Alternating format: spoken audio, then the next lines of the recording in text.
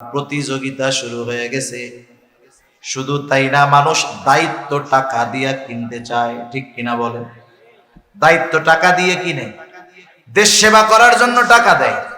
কতজন দেখবেন অনেক ইউনিয়ন পরিষদে নির্বাচন হবে, গ্রাম হলো 10টা, ক্যান্ডিডেট 20 জন, প্রত্যেকেই ছাপাইছে অমক ভাই আপনাদের দোয়া প্রার্থী, এই মার্কায় ভোট দিয়া এই ইউনিয়নের জনগণের জন্য খেদমত করার সুযোগ করে দেন।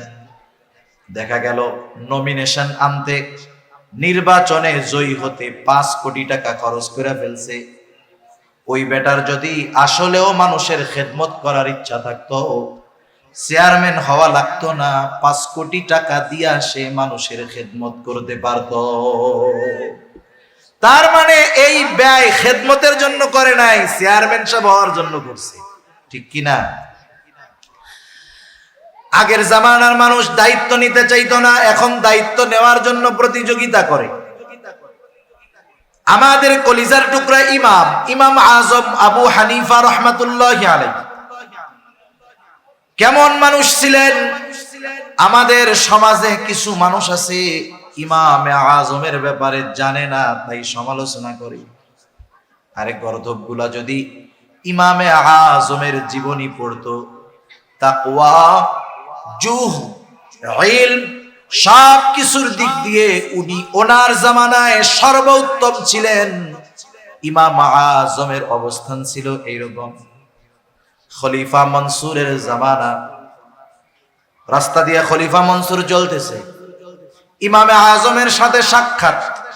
খলিফা মনসুর ইমাম আজম আবু হানিফা রাহমাতুল্লাহি আলাইহিকে প্রস্তাব দিল, ইমাম আপনি প্রধান বিচারকের দায়িত্ব গ্রহণ করেন, আপনি চিফ জাস্টিসের দায়িত্ব গ্রহণ করেন, প্রধান বিচারপতির দায়িত্ব গ্রহণ করেন।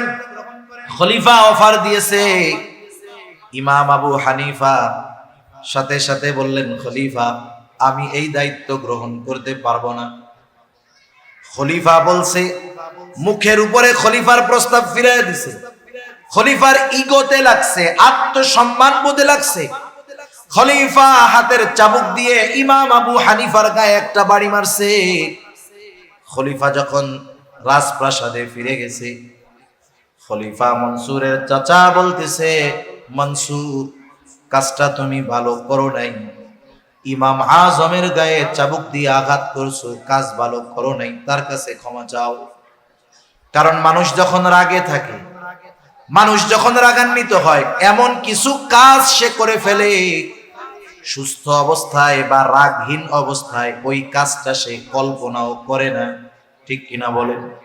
এই যে বড় মাদ্রাসা দাওরায়ে হাদিস পর্যন্ত প্রবীণ মাদ্রাসা, দাওরায়ে হাদিস পর্যন্ত প্রবীণ মাদ্রাসা, ওনাদের কাছে হয়তোবা মাঝে মধ্যে এরকম লোক আসে, একেবারে লুঙ্গি গেঞ্জি পইরা দৌড় দিয়ে আইসা হাজির, মুহতামিম সাহেবকে খুঁজে, মুফতি সাহেবকে খুঁজে। কি হইছে?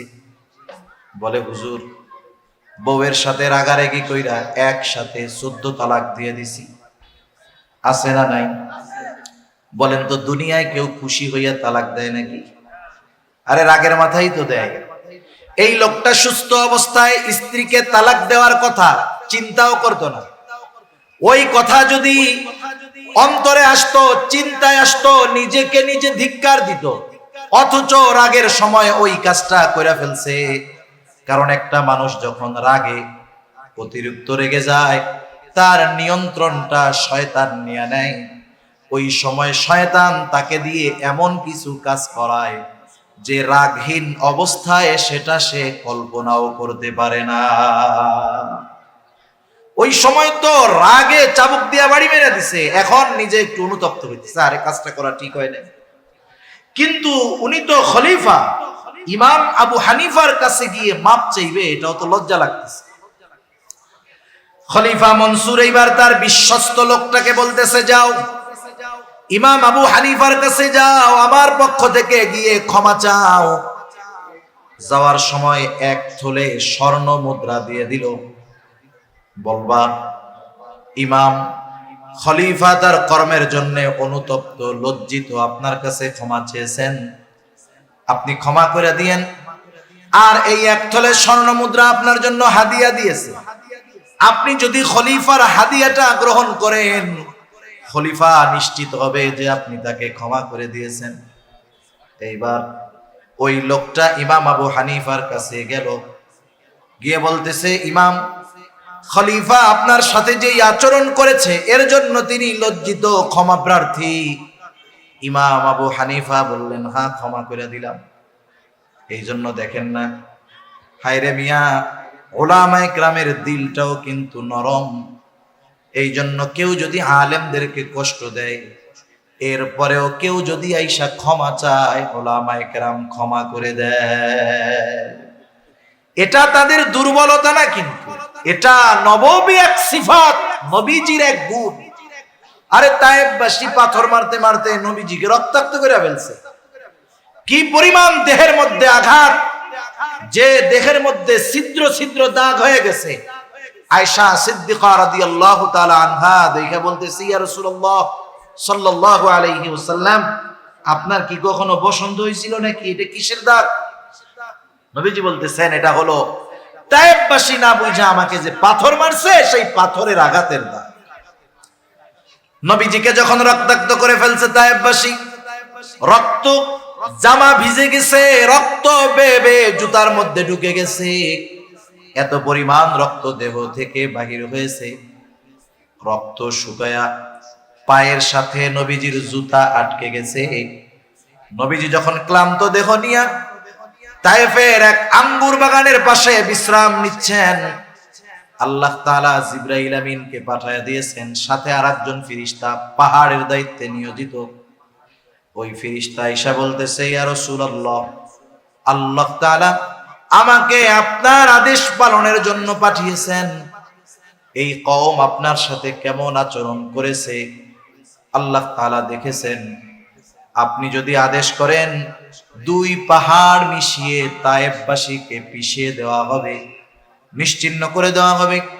এখানে যে একটা জনবসতি ছিল, জনপদ ছিল, একেবারে নিশ্চিহ্ন করে দেওয়া হবে। হায়রে, নবীজি কি বললেন? নবীজি তাদের উপরে সামান্য গুসা হন নাই, এমনটাও বলেন নাই হালকা একটু দিয়া সতর্ক করে দাও, এমনটা বলেন নাই।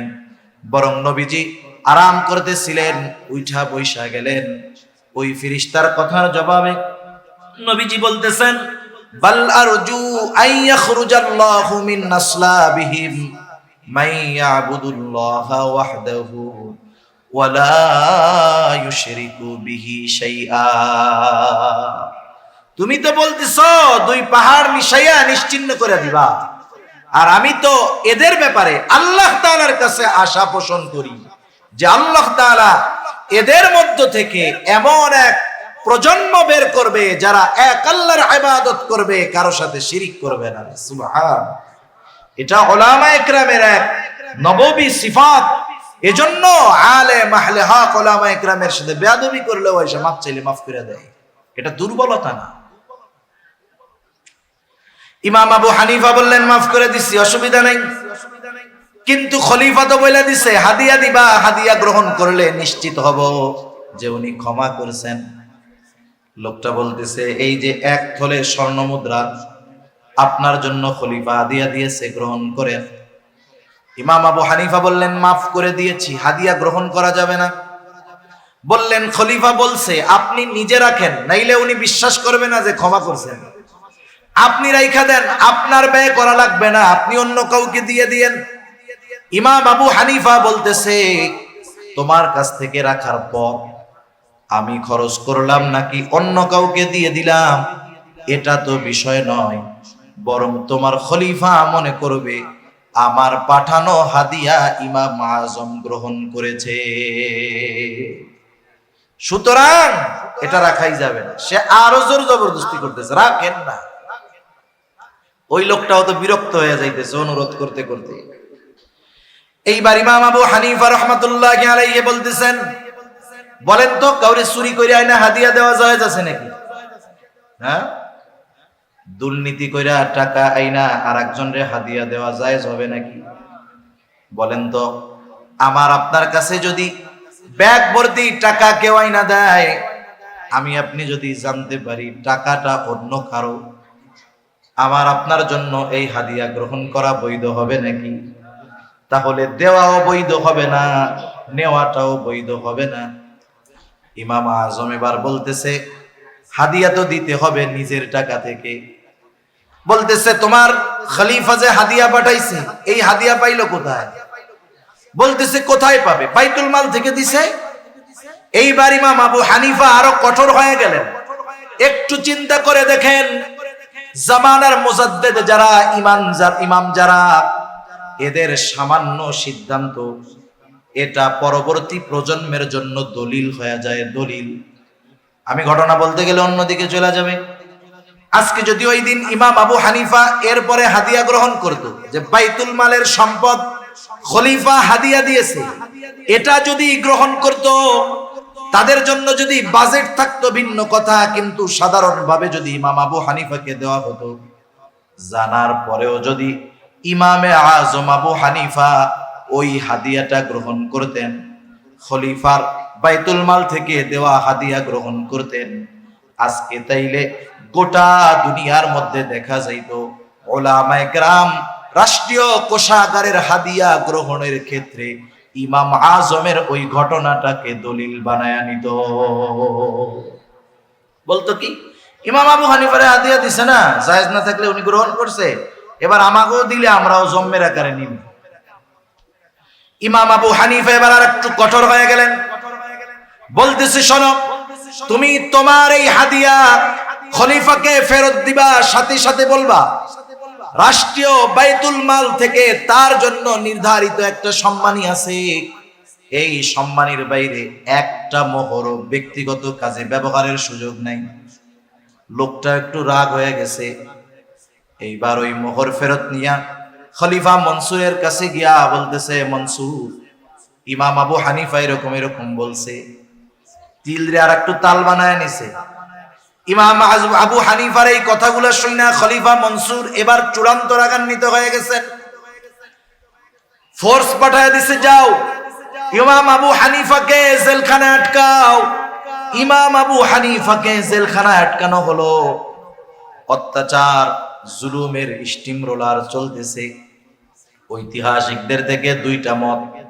প্রথমটা হলো ইমাম আবু হানিফাকে জেলখানার মধ্যে চাবুক মারা হইতো, আর বলা হতো প্রধান বিচারকের দায়িত্ব গ্রহণ করেন, তাহলে ছেড়ে দেওয়া হবে।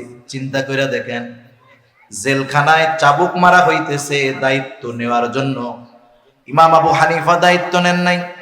ঐতিহাসিকদের দুইটা মত। ওই অবস্থায় অসুস্থ ইমাম, তাকে খাবারের সাথে বিষ প্রয়োগ করে হত্যা করা হলো। আর একটা বর্ণনা ঐতিহাসিকদের, যখন তিনি প্রচন্ড রকমের অসুস্থ হয়ে গেছেন, বাড়িতে পাঠায় দেওয়া হলো, গৃহবন্দী করে ফেলা হলো।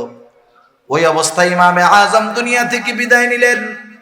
ইমামে আজমকে তার ছাত্ররা জিজ্ঞাসা করতেছিল, ইমাম, আপনি তো প্রধান বিচারকের দায়িত্ব নেওয়ার জন্য যত যোগ্যতা, জ্ঞান, ইলম যা দরকার সব আপনার ছিল, এত কিছু থাকার পরেও, যোগ্য হওয়ার পরেও আপনি দায়িত্ব নিলেন না, খলিফার জুলুম অত্যাচার সহ্য করলেন, কারণটা কি? ইমাম আবু হানিফা বললেন, শোনো, আমি যেই দায়িত্ব নেই নাই, কিয়ামতের দিন এই দায়িত্বের ব্যাপারে আমাকে জিজ্ঞাসা করা হবে না। যদি আমি প্রধান বিচারকের দায়িত্ব নিতাম, প্রধান কাজীর দায়িত্ব যদি নিতাম, ওইটা তো আমার কাছে আমানত হয়ে যাইত। কিয়ামতের দিন আমার দায়িত্বের ব্যাপারে আল্লাহ তাআলা জিজ্ঞাসা করত। যদি কখনো এই দায়িত্ব পালন করতে গিয়ে ত্রুটি বিচ্যুতি হয়ে যাইত, কিয়ামতের দিন আল্লাহর সামনে আমাকে খেয়ানতের ঋণ বোঝা নিয়ে আল্লাহর দরবারে দাঁড়ানো লাগতো। এই জন্য আমার উপরে এত জুলুম করার পরেও প্রধান বিচারকের দায়িত্ব আমি গ্রহণ করি না। আর আমরা তো দায়িত্ব নেওয়ার প্রতিযোগিতা করি। তিনি এটা জানতেন। আবু দাউদের হাদিস, রাসূল আকরাম সাল্লাল্লাহু আলাইহি ওয়াসাল্লাম বলেন, আমাদের মধ্যে কাউকে যদি কোনো দায়িত্ব দেওয়া হয়, সরকারি দায়িত্ব হোক আর বেসরকারি দায়িত্ব হোক, নবীজি বলেন, কেউ যদি ওই দায়িত্বের সুচ পরিমাণ খেয়ানত করে, সুচ পরিমাণ, নবীজি বলেন কিয়ামতের দিন ওই লোকটা খেয়ানতের বোঝা নিয়ে আল্লাহর সামনে উপস্থিত হবে।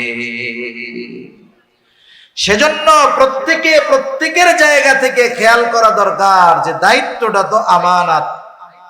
আমাকে যেই দায়িত্ব দেওয়া হয়েছে সেই দায়িত্ব যদি যথাযথভাবে পালন না করি, আর ওই দায়িত্বের বিপরীতে যেই ওজিফা, যেই বেতন আমার জন্য আছে।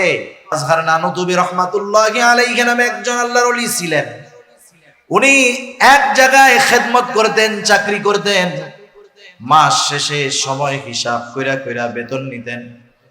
যদি ক্লাসের কোনো সময়, দায়িত্বের কোনো সময় নিজের কাজে ব্যয় করতেন, ওই সময়ের হিসাব রাইখা মাসের শেষে ওই সময়ের পরিমাণ ওজিফা বেতন থেকে তিনি ফেরত দিয়ে দিতে।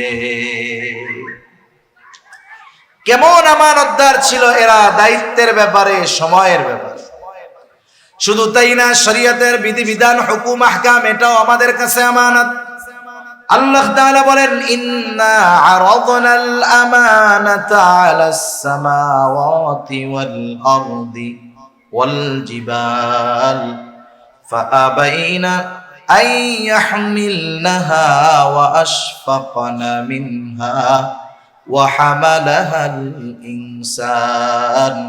আল্লাহ তাআলা বলেন, আমি এই আমানত আসমানের কাছে, জমিনের কাছে, পর্বতমালার কাছে পেশ করলাম। তারা প্রচন্ড ভীত সন্ত্রস্ত হয়ে গেল। এই আমানত তারা বহন করলো না। ওয়া হামালাহাল ইনসান, মানুষ এই আমানত বহন করলো। মুফাসসিরিনে কেরাম বলেন, কি সেই আমানত? কোন মুফাসসির বলেন সেই আমানত হলো কোরআন।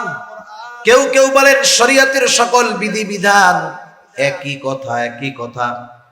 তাহলে কোরআন হলো আমাদের শরীয়তের মূল নীতি, মৌলিক সব কিছু কোরআন সুন্নাহর মধ্যে আছে। এই আমানত কেউ বহন করতে রাজি হয় নাই, মানুষ বহন করেছে। এই জন্য শরীয়তের সকল বিধিবিধান, হুকুম, আহকাম আমার আপনার উপরে আমানত।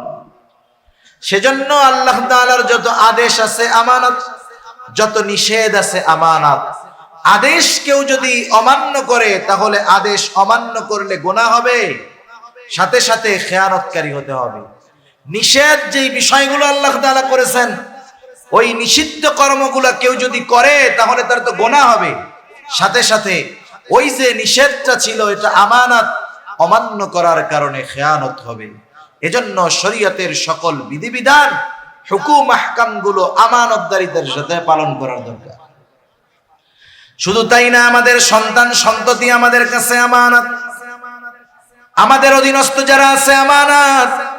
কারণ কিয়ামতের দিন আল্লাহ তাআলা তাদের ব্যাপারে আমাদেরকে জিজ্ঞাসা করবে। নবীজি বলেন, কুল্লুকুম রাঈন ওয়া কুল্লুকুম মাসউলুনা আন রাইয়াতিহি। আমরা প্রত্যেকেই দায়িত্বশীল, প্রত্যেককে তার দায়িত্বের ব্যাপারে জিজ্ঞাসাবাদ করা হবে, অধীনস্থদের ব্যাপারে জিজ্ঞাসা করা হবে। কারণ আল্লাহ তাআলা কোরআনুল কারীমের মধ্যে বলেন, ইয়া আইয়ুহাল্লাযীনা আমানু কু আনফুসাকুম ওয়া আহলিকুম নারা। আল্লাহ তাআলা বলেন, হে ঈমানদারেরা, নিজে জাহান্নাম থেকে বাঁচো, অধীনস্থদেরকেও জাহান্নামের আগুন থেকে বাঁচাও। সাহাবায়ে কেরাম প্রশ্ন করতেছে, ইয়া রাসূলুল্লাহ, নিজে জাহান্নাম থেকে বাঁচবো বুঝলাম, আদেশটা করেছেন মুমিনদের উপর। ইয়া আইয়ুহাল্লাযীনা আমানু, হে ঈমানদারেরা, নিজে জাহান্নাম থেকে বাঁচো। ঈমান তো আনছো, কেমনে জাহান্নাম থেকে বাঁচবা? সাহাবায়ে কেরাম বলতেছে, ইয়া রাসূলুল্লাহ, নিজে জাহান্নাম থেকে বাঁচবো বুঝলাম, নেকের কাজ করব, গুনার কাজ থেকে বাঁচবো, কিন্তু অধীনস্থদের জাহান্নামের আগুন থেকে কেমনে বাঁচাবো? কারণ দুনিয়ার কেউ কাউকে জাহান্নামের আগুন থেকে বাঁচাতে পারে না। দুনিয়ার কোন নবী রাসূল তার মুহাব্বতের লোকদের জাহান্নাম থেকে বাঁচাতে পারবে না। কিন্তু আফসোসের বিষয় হলো, আমাগো দেশের কিছু বাবা তার মুরিদদের জাহান্নাম থেকে বাঁচানোর টেন্ডার নিয়ে নিছে। আছে না এরকম? বাবার কাছে মুরিদ হওয়ার টেনশন নাই, কবরে গেলে মুনকার নাকিরের আগে বাপ যাই হাজির হবে, যে কি বলবে, এই এর প্রশ্ন করিস না, এ দুনিয়া আমার লোক ছিল। এই শয়তানেও চিন্তা করে এরকম উল্টাপাল্টা কথা কয় কেন? শয়তান বলে তুই হলি আমার সবচেয়ে বড় খলিফা, তোর মতো শয়তান থাকতে আমার আর ডিউটি করা লাগবে না। চিন্তা করে দেখেন, যদি দুনিয়াতে কোনো মানুষকে এই ক্ষমতা দেওয়া হতো, সে জান্নাতে নিতে পারবে, জাহান্নামে নিতে পারবে। দুনিয়াতে কোনো মানুষকে যদি ক্ষমতা দেওয়া হইতো, একজন মানুষকেও যদি এই পাওয়ার দেওয়া হতো, আমার আপনার নবী এই পাওয়ারটা পাওয়া যাইতে। কিন্তু নবীজিকেও আল্লাহ তাআলা এই ক্ষমতা দেন নাই। আল্লাহ তাআলা যদিও নবীজিকে হাদি হিসাবে প্রেরণ করেছেন, পথ প্রদর্শক হিসাবে প্রেরণ করেছেন, নবী পথ প্রদর্শক, আমার আপনার নবী পথ প্রদর্শক, আল্লাহ তাআলাও কিন্তু পথ প্রদর্শক। এই যে আমরা নামাজ পড়ি, প্রত্যেক নামাজের প্রতি রাকাতে সূরা ফাতিহা আছে, হাদিস হইল এইটা। আর এক গ্রুপ বলবে প্রত্যেক নামাজের প্রতি রাকাতে সবার সূরা ফাতিহা পড়তে হবে। বিষয়টা কিন্তু এটা না। ইমামের পেছনে যখন নামাজ পড়বে, ইমামের কেরাত, মুসল্লির কেরাত, একা পড়ুক আর জামাতে পড়ুক, প্রতি নামাজের প্রতি রাকাতে সূরা ফাতিহা লাগে। সূরা ফাতিহার মধ্যে আমরা বলি ইহদিনাস সিরাতাল মুস্তাকিম। আল্লাহ তাআলার কাছে দোয়া করি, আল্লাহ তাআলাই এই দোয়া করতে শিখাইয়া দিয়েছেন। আর এই দোয়াটা হলো আসমান জমিনের, আসমানের নিচে জমিনের উপরে সবচাইতে উত্তম দোয়া, সবচাইতে উত্তম ইবাদতের মধ্যে করা হয়। আবার আল্লাহ তাআলা আমার আপনার নবীর ব্যাপারে বলেন ওয়া ইন্নাকা লাতাহদি ইলা সিরাতিম মুস্তাকিম,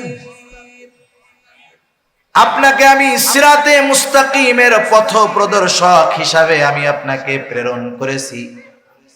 আমরা আবার নামাজের মধ্যে আল্লাহ তাআলার কাছে বলি ইহদিনাস সিরাতাল মুস্তাকিম, আপনি আমাদেরকে সিরাতে মুস্তাকিমের পথ নির্দেশিকা দেন, সিরাতে মুস্তাকিমের পথ দর্শন দেন।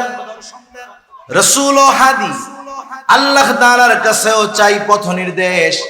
আল্লাহ তাআলা বলেন নবীজি আমি আপনাকে পথ নির্দেশক হিসাবে পাঠিয়েছি। আল্লাহ হাদি, রাসূল ও হাদি, তবে দুই পথ প্রদর্শকের মধ্যে তফাত আছে, পার্থক্য আছে। কথা কি বুঝেন নাকি? একটা উদাহরণ দিলে বুঝতে সহজ হবে। মনে করেন এই জায়গায় একজন অপরিচিত লোক আসছে, যে জীবনে কোনোদিন নোয়াখালী যায় নাই, বেগমগঞ্জ যায় নাই, এই তো রাস্তা যে পেঁচগোছ, যে জীবনে যায় নাই, এর যদি আপনি বলেন, সে যদি আপনার কাছে জিজ্ঞাসা করে ভাই আমি একটু বেগমগঞ্জ চৌরাস্তায় যাম, চৌমোহনীতে যাম, সে কিন্তু জীবনে চিনে না। আর অচেনা জায়গা যত সহজ হোক এটা কিন্তু কঠিন মনে হয়। আপনি যখন তারে বলবেন এই রাস্তা দিয়ে যাবা, সামনে একটা রাস্তা পাবা, ওই রাস্তা ধরে আগাবা, আবার ডাইনে যাবা, এরপরে বামে যাবা, এরপরে আর একটু আগাবা, এরপরে ডাইনে বামে গিয়া ওইদিকে বড় একটা চৌরাস্তা পাইবা।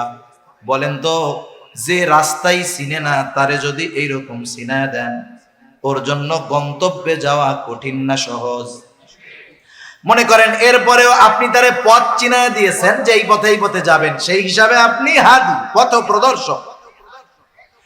মনে করেন আরেকজন লোক আসছে, তার কাছে ওই অপরিচিত ব্যক্তি বলতেছে ভাই আমি চৌমোহনী যাব, আমার একটু পথটা বলে দেন।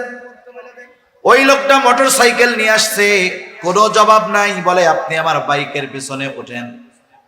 এইবার এক টান দিয়া চৌমোহনীতে নামায় দিয়া বলে এটাই হলো চৌমোহনী। ওই প্রথম লোক যে রাস্তা কয়া দিছে এও হাদি। দ্বিতীয় যেই লোকটা মোটর সাইকেলের পেছনে নিয়া গন্তব্য পর্যন্ত পৌঁছায়া দিয়েছে, এই লোকটাও হাদি, পথ প্রদর্শক। বলেন তো এই দুই পথ প্রদর্শকের মধ্যে তফাৎ আছে না নাই? নবীজি হলেন প্রথম জনের মতো, নবীজি পথ চিনায় দিবেন, পথ বলে দিবেন। আর আল্লাহ তাআলা শুধু পথ বলে দিবেন না, ওনার দয়া রহমত দিয়ে ওই পথে পরিচালিত করে গন্তব্য পর্যন্ত পৌঁছায়া দিবেন। আমরা ইহদিনাস সিরাতাল মুস্তাকিম যখন বলি, তখন বলি না যে আল্লাহ পথ চিনায়া দেন। মূলত এখানে আমরা বলি আল্লাহ, যা গুণগান বর্ণনা করার তো আগে করছি, এরপরে বলি আল্লাহ আপনি আপনার করুণা দিয়ে, দয়া দিয়ে, রহমত দিয়ে সিরাতে মুস্তাকিমে পরিচালিত করে গন্তব্য পর্যন্ত পৌঁছায়া দেন। আর নবীর ব্যাপারে আল্লাহ তাআলা বলতেছেন আপনি পথ চিনায়া দিবেন, পৌঁছায়া দেওয়ার দায়িত্ব আমার। এই জন্য আবু তালেব যখন দুনিয়া থেকে চলে গেছে, নবীজি কান্না করতেছে, আহারে যেই চাচার দ্বারা এত উপকৃত হইলাম, চাচা ঈমান আনতে পারলো না। আল্লাহ তাআলা বললেন ইন্নাকা লা তাহদি মান আহবাবতা ওয়ালাকিন্নাল্লাহা ইয়াহদি মান ইয়াশা। আপনি যাকে ভালোবাসেন, যাকে চান, তাকে আপনি হেদায়েত দিতে পারবেন, বরং আমি যাকে চাই তাকে হেদায়েত দিব। সুবহান। সাহাবায়ে কেরাম জিজ্ঞাসা করতেছে, কেউ তো কাউকে জান্নাতে নিতে পারে না, আমরা কেমনে জাহান্নাম থেকে বাঁচাবো? মুফাসসিরিনে কেরাম বলেন এর দ্বারা উদ্দেশ্য হলো নিজে নেক আমল করবে, গুনার থেকে বাঁচবে, অধীনস্থ যারা আছে তাদের উপরে সর্বোচ্চ প্রচেষ্টার মাধ্যমে জাহান্নাম থেকে বাঁচানোর চেষ্টা করবে। তার চেষ্টায় যদি কোনো ত্রুটি না থাকে, হক আদায় হয়ে যাবে। তার উপরে যেই দায়িত্বটা ছিল, আমানতটা ছিল, সেটা পালন করা হয়ে যাবে। কিন্তু যদি অধীনস্থদের ক্ষেত্রে ওই দায়িত্বটা সে পালন না করে, তাহলে সেও খেয়ানতকারীদের অন্তর্ভুক্ত হয়ে যাবে। তাহলে আমরা আল্লাহ তাআলার সুন্দর ওয়াজের ব্যাপারে আলোচনা করতেছিলাম। আমানতের যতটুকু হয়েছে এতটুকু যদি আমরা আমল করি যথেষ্ট। আল্লাহ তাআলা বললেন ইন্নাল্লাহা ইয়া'মুরুকুম আন তুআদ্দুল আমানাতি ইলা আহলিহা। এক নম্বর আদেশ করেছেন আল্লাহ তাআলা যে আমানত তার হকদারের কাছে ফিরিয়ে দাও। দুই নম্বর আদেশ ওয়া ইযা হাকামতুম বাইনান নাস আন তাহকুমু বিল আদল। তোমরা যখন মানুষের মধ্যে বিচার আচার করবা, ন্যায় বিচার করবা, তুমি যখন বিচারক, তোমার সামনে যদি তোমার দুশমন বিচারের জন্য আসে, খবরদার শত্রুতা বশত তার সাথে অবিচার করবা না।